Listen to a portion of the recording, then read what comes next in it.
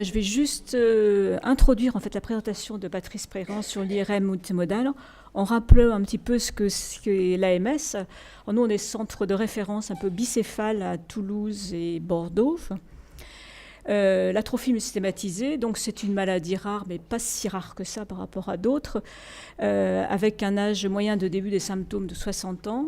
C'est une maladie qui est rapidement très handicapante, avec entre les troubles moteurs, les troubles de la déglutition, les troubles de la posture, les troubles dysautonomiques, et avec une médiane de survie qui est entre 9 et 10 ans.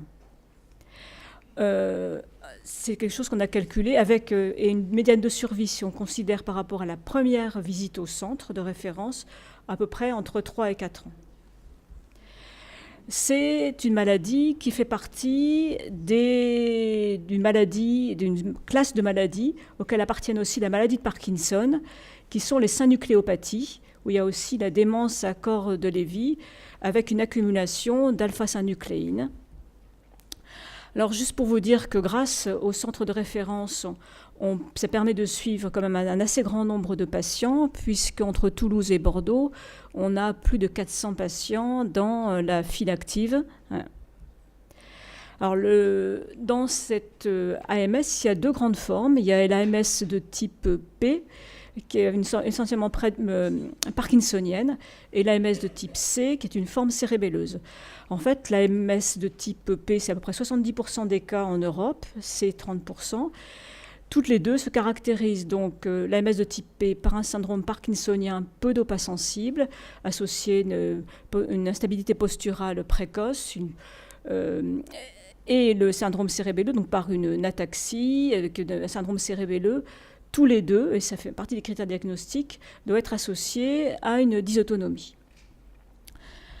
Le problème, c'est qu'en début de maladie, il est parfois difficile de différencier l'AMS en particulier de type P, d'autres syndromes parkinsoniens, éventuellement de la maladie de Parkinson idiopathique, où là, on a identifié certains drapeaux rouges qui doivent justement faire suspecter un syndrome parkinsonien autre, atypique, et notamment l'AMS, comme les troubles de la marche d'aggravation rapide, un stridor, une dysautonomie précoce, des troubles de l'équilibre précoce, des troubles posturales précoces, un syndrome pyramidal associé.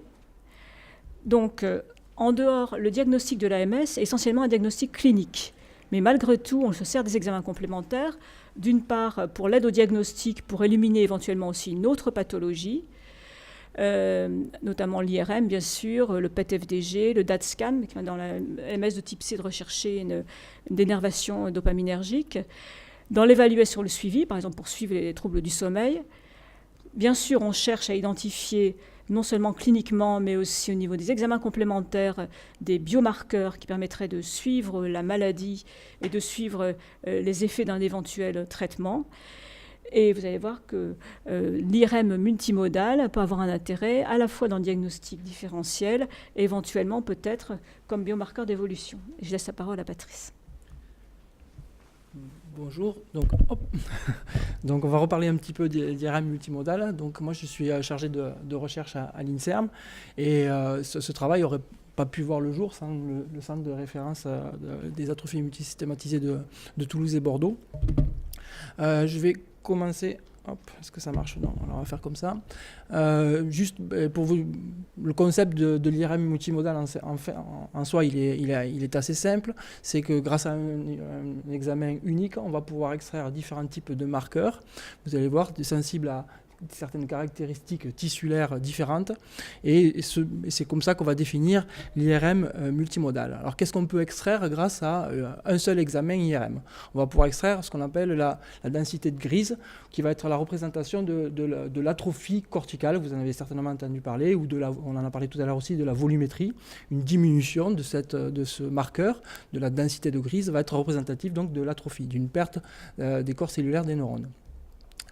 On peut également acquérir des séquences qu'on appelle DTI, des séquences de diffusion. Grâce à ces séquences, on peut extraire différents types de paramètres. C'est pour ça que j'appelle cette méthode l'IRM multimodale et pas multiparamétrique. Elle est multiparamétrique, mais à travers toutes ces modalités, on peut extraire différents types de paramètres différents suivant la modalité. En diffusion, on va pouvoir extraire deux types de paramètres. Ici, le paramètre en vert qui est la diffusivité moyenne. Alors, diffusivité moyenne, c'est quoi? Ça peut représenter la perte de l'intégrité microstructurelle. Alors, grosso modo, grâce à l'IRM de diffusion, on peut mesurer les micro-mouvements de l'eau. Dans un tissu, quand il y aura un peu plus de mouvement, on peut penser qu'il y aura une déstructuration de ce tissu, une perte d'intégrité microstructurelle par rapport à ce qu'il y avait avant. Donc ça peut être vraiment un index pathologique. On en a parlé juste avant, c'est justement la fraction d'anisotropie. On peut mesurer cette fraction d'anisotropie quand elle diminue, mais ça va être la représentation d'une perte de l'orientation microstructurelle. Alors cette orientation microstructurelle, elle touche préférentiellement les fibres. C'est un marqueur plus intéressant pour les fibres que pour le cortex. Et enfin, j'ai travaillé particulièrement ces dernières années, le T2 étoile, le R2 étoile peut être un représentant de la quantité du fer intracérébral. Donc on le sait, dans certaines pathologies neurodégénératives, le fer intracérébral est très important, ça peut être vraiment un biomarqueur, et en particulier les Parkinson, comme vous le verrez. Et donc, en fait, l'augmentation de ce R2 étoile peut être liée à la quantité de fer intracérébral.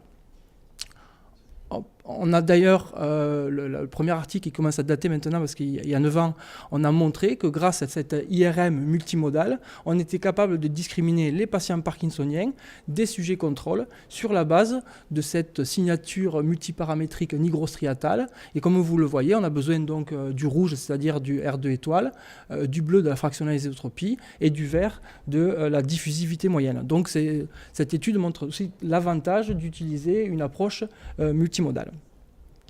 À Toulouse, on s'est intéressé à étudier donc les syndromes parkinsoniens et le but c'était de comparer, de savoir si l'IRM multimodale pouvait discriminer des patients présentant une AMS des patients parkinsoniens, c'est-à-dire des patients qui ont finalement des signes cliniques relativement proches mais des pathologies différentes. Donc nous avons acquis une IRM multimodale, un T1, une IRM de diffusion, une IRM T2 étoile. Tout ça, c'est le même examen. Et on va pouvoir extraire différents types de marqueurs, ce que je vous ai expliqué à l'instant, c'est-à-dire la densité de grise, la diffusivité moyenne, la fraction d'anisotropie et le R2 étoile. Nous avons étudié 26 patients atteints de maladie de Parkinson, 29 patients atteints d'atrophie multisystématisée.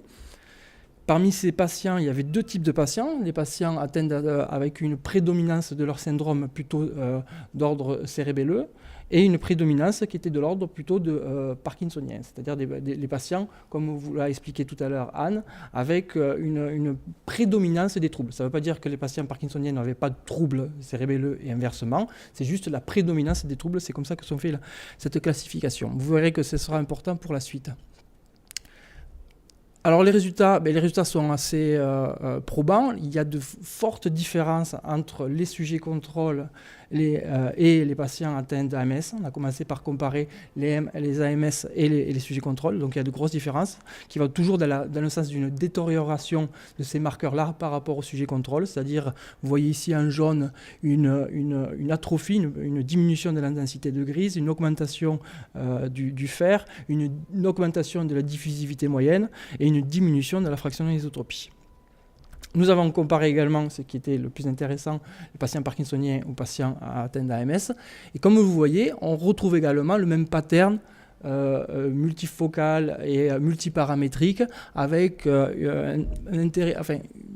une zone qui ressort particulièrement, qui est bien entendu le cervelet, mais, alors ça ne marche pas, mais comme vous pouvez le voir également sur les images, vous pouvez voir en jaune également le putamen et une atrophie également de l'aire motrice supplémentaire. Donc un pattern assez complexe, mais de grosses différences à un niveau de significativité très très fort entre les patients parkinsoniens et les patients AMS.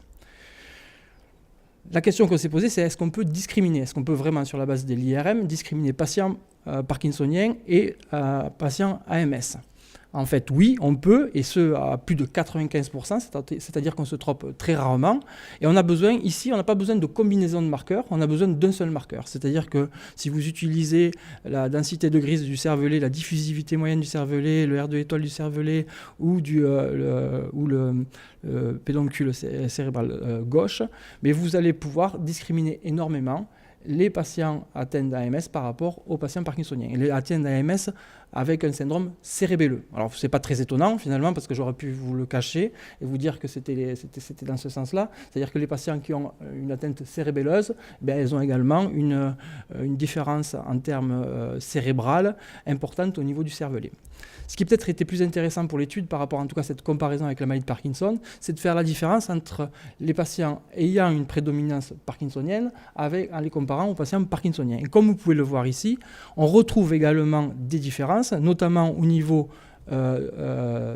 du cervelet, mais également au niveau du putamen entre les patients parkinsoniens et les patients AMS présentant un syndrome préférentiel parkinsonien.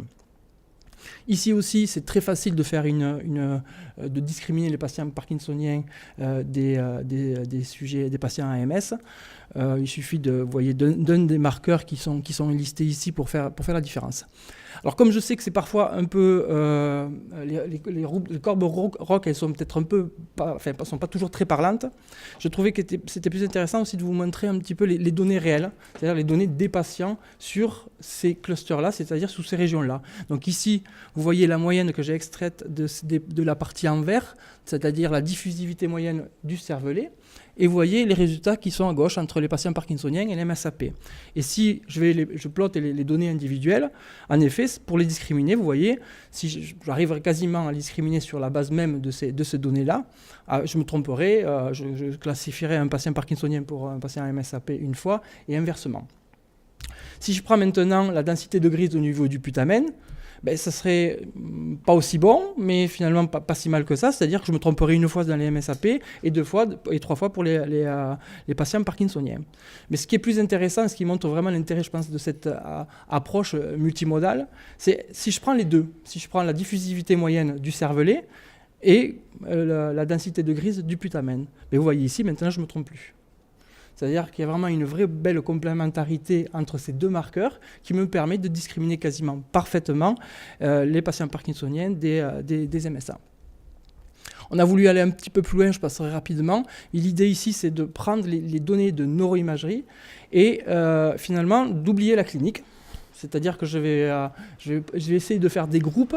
C'est ce qu'on appelle alors c'est par réseau de neurones, deep learning, c'est très à la mode aujourd'hui, mais c'est par des réseaux de neurones non supervisés ici. L'idée c'était de savoir est-ce qu'on arrive à faire des groupes de cerveaux entre eux en dehors de ce qu'on sait point de vue clinique.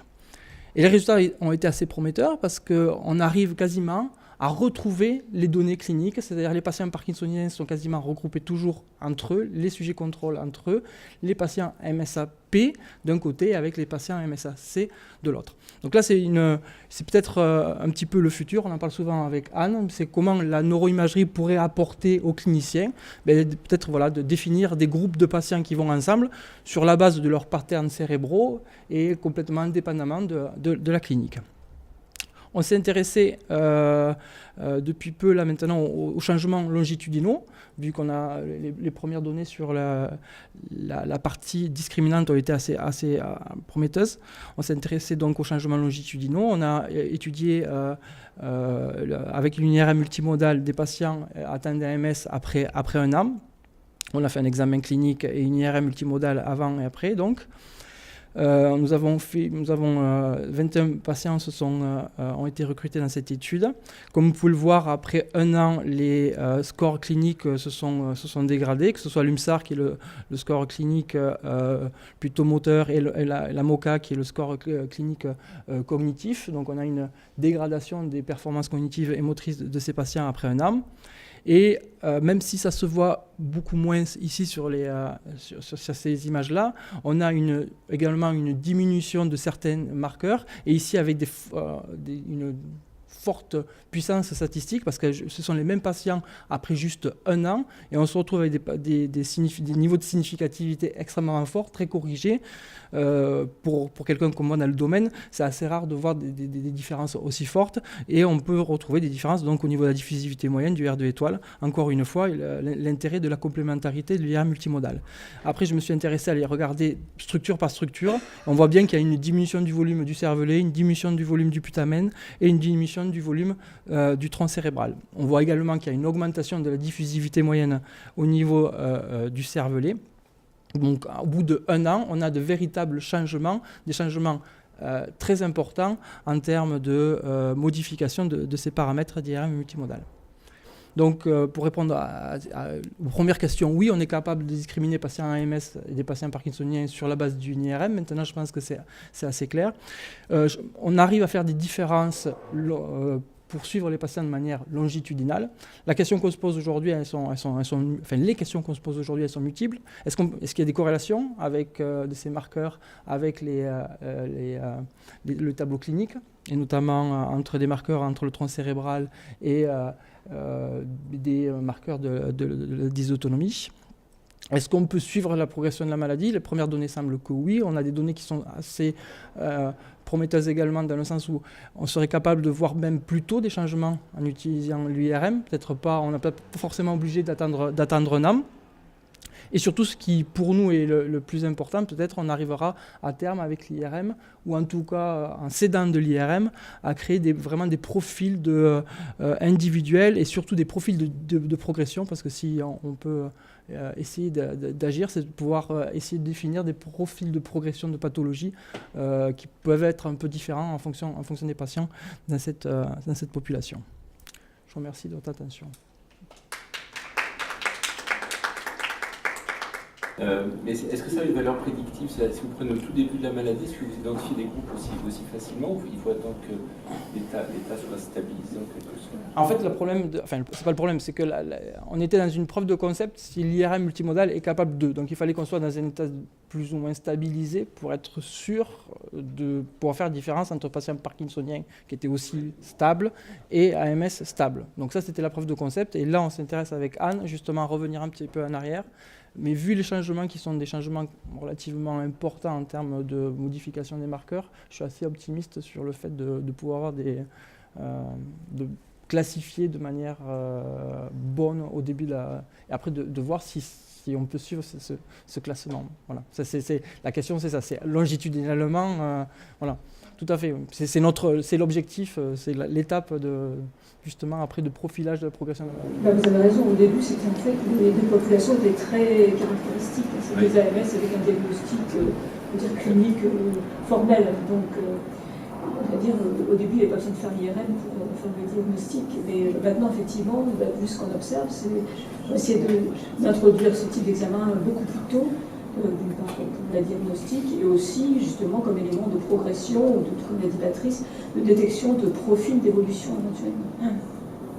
Tu nous as parlé du T2 étoile, au début c'était T2 étoile. Tu peux nous expliquer un peu le rationnel justement sur le plan physiopathologique et les résultats, parce qu'après tu en as un peu parlé, il semble, et je pense que dans la maladie d'Alzheimer par exemple, en cette Tesla aussi il y a des travaux sur les dépôts de fer, tout ça. En fait, le T2 étoile, alors, au niveau de la maladie de Parkinson, c'est un peu plus connu. C'est lié justement à la perte des neurones dopaminergiques de la substance noire. Et on sait qu'on a une augmentation du T2 étoile au niveau de la substance noire. Ce qui m'a surpris en tout cas au départ ici, c'est que je pensais que ça allait peut-être être aussi un marqueur un petit peu discriminant entre les patients AMS et les patients parkinsoniens, mais non. En fait, ils ont un niveau, et même après je l'ai comparé à des sujets contrôle, au niveau même de la substance noire, le niveau du T2 étoile est élevé, que ce soit pour les patients AMS que pour les... c'est pareil. Alors je pensais que justement, je pourrais éventuellement sur le tronc cérébral discriminer sur le mésencéphale, et en fait, pas avec ce marqueur. Mais par contre, pour finir juste la réponse, ce marqueur est intéressant au niveau du putamen. Parce que par contre, on a une augmentation du fer au niveau du putamen chez les patients atteints d'AMS, alors qu'on n'en a pas chez les patients parkinsoniens. Donc il est discriminant au niveau du fer.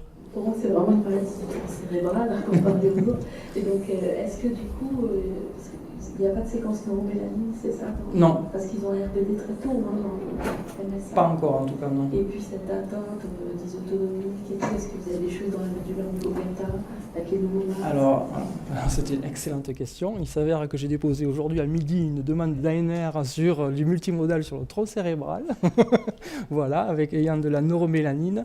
Et voilà, c'est le futur, il est certain, c'est des grandes discussions qu'on a avec Anne depuis longtemps. On a un problème de résolution spatiale pour le moment à 3 Tesla.